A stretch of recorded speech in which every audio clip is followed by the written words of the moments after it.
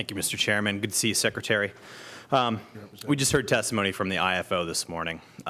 Basically, if we wouldn't have a pension issue, we would not have a structural budget or deficit within our budget. Would you agree with that assessment and urge this General Assembly to continue with an overhaul of our pension system?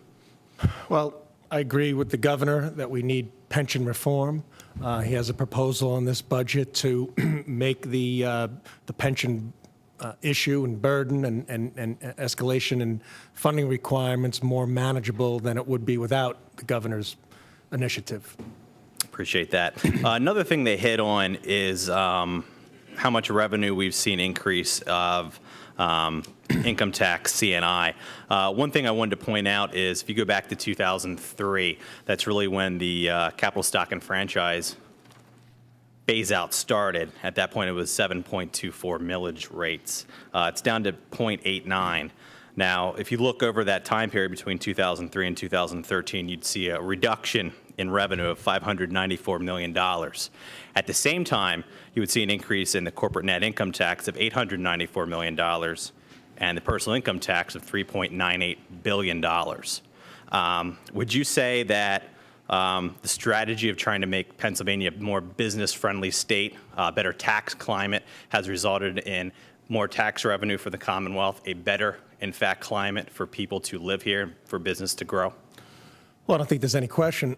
Our rankings a few years ago for places to move a business were in the high 40s. We've made incremental gains, in some cases some leapfrog gains, moving into the rankings of 23, 24, and in some cases as low as 14 for certain type of businesses.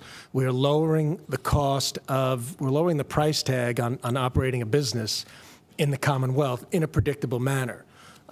We are also doing it in a manner that, particularly in the tax reform we just passed, in lowering the rate but broadening the base. With a couple of taxes, such as single sales factor and sales factor market sourcing, we and frankly the amendments that were made to the bank shares tax, we were able to lower the effective tax rate for Pennsylvania businesses, extend the taxes out to businesses in other states that are competing for business within the Commonwealth, thus creating offsets, but doing what's the best thing to do in tax policy, and that's to lower taxes and broaden the base.